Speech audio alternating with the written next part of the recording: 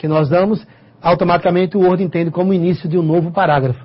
E aí eu terminando o parágrafo, começando um novo parágrafo. Então, toda a formatação a ser aplicada, é importante primeiro que nós possamos selecionar o texto, ou seja, marcar o texto. Então, há várias formas de seleção. Selecionar uma única palavra. Então, se nós clicarmos 2 vezes sobre uma palavra, automaticamente ele seleciona apenas a palavra. Outra coisa a observar é que o ponteiro do mouse, ele se transforma em 2 opções, né? Nós temos essa opção, que é para posicionar o cursor, e se nós levarmos um pouco para a esquerda, aparece a seta. Então, ou seja, à esquerda há uma barra de seleção invisível que permite que nós possamos selecionar.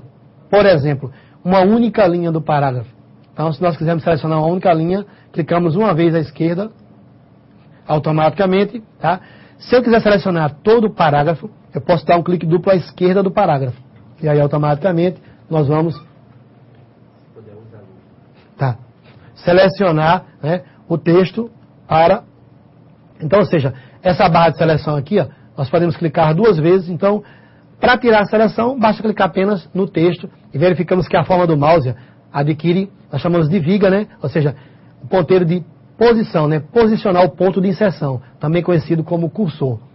Então, em relação ao alinhamento, então, nós podemos aí selecionar o nosso texto, né? De diversas formas. Posso também utilizar o teclado, ou seja, né? Selecionando o texto aqui, eu tenho no grupo parágrafo os alinhamentos. Então aqui, ó, no grupo parágrafo, nós temos os alinhamentos. O padrão é o alinhamento à esquerda. Então, se nós usarmos aqui o padrão, né, mudarmos o alinhamento para centralizar, verificamos aqui, ó, que o alinhamento centralizado é mais usado para título, né? O título de uma capa, de um trabalho, de um projeto. Então, nós temos também o outro alinhamento, que é o alinhamento à direita. Ou seja, onde a preocupação é apenas com a margem da direita. E eu verifico que a margem esquerda, automaticamente, não está com bom alinhamento. Então, eu poderia usar o alinhamento justificar, né, cujo atalho é Ctrl J. Então, eu posso usar clicando na ferramenta ou usar o Ctrl J. E aí verificamos que o nosso texto agora, automaticamente, ele tem um alinhamento bem mais interessante, né? Onde as margens estão alinhadas, tanto a margem direita quanto a margem esquerda, e também, né, o final, com exceção da última linha, que é o término do parágrafo. Então, são alguns recursos do Word, né, que nós já podemos perceber, com tantos recursos que o Word oferece, por que ele é um processador de texto tão utilizado, por que ele facilita tanto as nossas tarefas de rotina do dia a dia. Então, facilitando aqui, ó, em relação à régua, se eu quiser determinar que esse texto quebre mais à direita, então, ou seja, nós temos essa peça aqui, ó, que trabalha com o recuo à direita. Então, é importante verificar o posicionamento do cursor. Então, ou seja, vou trabalhar com esse parágrafo, se eu posicionar o cursor aqui, ó, e parar acima da peça, então eu paro acima da peça, clico e vou arrastando. E aí, automaticamente, a quebra do texto vai mais adiante. Verificamos que a distância da margem esquerda é sempre maior do que a distância da margem direita, devido a certos detalhes, como, por exemplo, quando nós vamos encadernar um documento, quando nós vamos colocar o espiral. Então, é importante que haja um espaço maior para evitar que textos, né, sejam engolidos ou sejam, na verdade, na hora de perfurar, colocar em uma pasta suspensa, isso possa pegar o texto e deixar ilegível, né? Então, para trabalhar com a quebra da margem, então nós paramos acima da peça, vimos que a forma do mouse, e aí aparece margem direita. Então, se eu puxar para cá, eu determino que o texto começa aqui na margem esquerda e vai quebrar aqui na margem direita. Então, isso vai depender muito da configuração do documento que eu estou elaborando.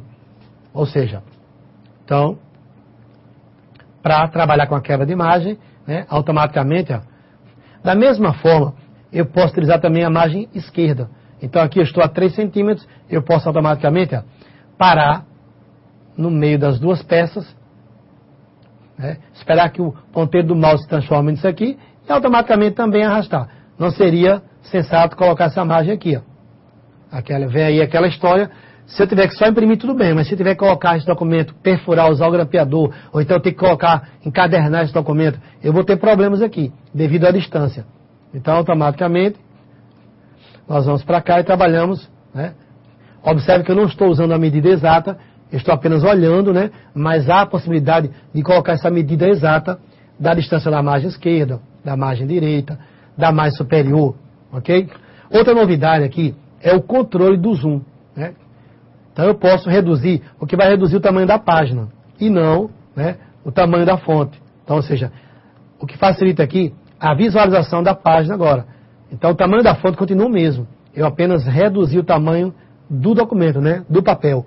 Então, quando eu tenho mais de uma página, é interessante trabalhar dessa forma. Então aqui, ó, o controle de zoom aqui embaixo, tá? Nós temos aí 40%. Eu posso arrastar o controle, segurar com o botão esquerdo, e levando, ou simplesmente clicando no mais e no menos. Então chegamos aí a 100%, e aí nós temos uma visualização padrão. Então, assim também funciona a régua da esquerda. A régua da esquerda, tá? Na parte esquerda do documento, essa margem superior, e aqui embaixo nós temos a margem inferior, que determina também aonde o texto vai quebrar no final da página. Da mesma forma aqui, ó, eu posso determinar aonde eu quero que o texto quebre para uma outra página, em se tratando de margem inferior, né? Em se tratando de margem superior, aonde eu quero que o documento comece no papel, né? No início do papel. Então aqui, ó, parando aqui, eu vou da mesma forma aqui, ó, arrastar um pouco mais, colocando a 3, e aí eu posso verificar que há uma distância maior entre o texto e o início do documento. Então eu posso, mais uma vez lembrando, que essa configuração pode ser feita antes, durante a edição do documento ou após a finalização do documento. Então eu posso editar o documento, posso salvar, né, corrigir a ortografia e gramática, depois aplicar as formatações adequadas ao documento e configurar determinada distância. Então, outro detalhe, né, do Word. Então aqui, nós vamos aqui, tá? Eu vou automaticamente reproduzir esse texto com o recurso do copiar e colar, ok? Vou pedir para copiar esse texto, selecionei, automaticamente copiei, posicionei o cursor na próxima linha e cliquei na ferramenta colar. E aí automaticamente eu estou, né, repetindo o texto, mais uma vez, como esse texto já está na área de transferência, eu vou colar novamente. E aí, né, verificamos que, então, selecionando esse texto e pedindo para copiar, e automaticamente nós vamos colar o texto. E aí eu verifico o seguinte, né, que esse parágrafo não pôde ser terminado aqui. Então, há duas possibilidades de trazer para cá, ou até mesmo trazer todo o texto para uma única página. Então eu tenho essas duas linhas aqui que pertencem a esse parágrafo. Eu posso automaticamente tentar ajustar isso, controlando, né, claro, desde que não saia de um padrão que não fique deselegante o documento. Mas eu posso, enquanto subir um pouco mais aqui, ó, e aí automaticamente eu percebo que aquela linha, tá, ela automaticamente veio para cá. E aí eu percebo que, ao terminar a página, o Word automaticamente gera uma nova página. Automaticamente, ele vai gerar uma nova página, e aí sucessivamente. E a barra de status, ela me indica o quê? O meu cursor está na página 3. Então, para o Word, essa página é considerada como página atual. Então, se nós viermos aqui na barra de status, ó, verificamos que há uma indicação na barra de status dizendo quantas palavras há no documento, o idioma que eu estou usando. Então, essa área aqui chama-se barra de status. Então, aqui está dizendo o seguinte, ó, que eu estou, né? O primeiro número da esquerda corresponde ao número da página no documento. Então, ou seja, eu estou na terceira página de um total de 3 páginas. Então, se eu posicionar o cursor na página 2, verifico aqui, ó, que ele já mudou.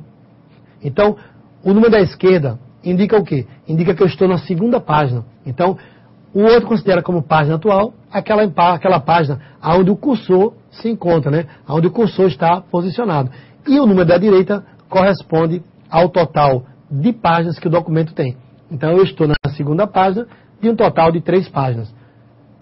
Então, se eu clicar em qualquer local da página 1 aqui, automaticamente a barra de status vai indicar que eu estou na primeira página. Então, número da página atual, total de páginas.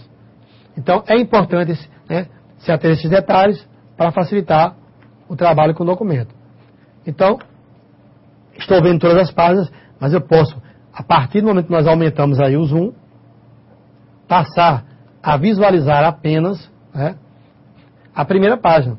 Então, há várias formas de passar para a página seguinte. Eu posso utilizar a barra de rolagem, né, ou posso ainda trabalhar aqui, uma outra forma no final da barra de rolagem. Eu tenho aí a página anterior,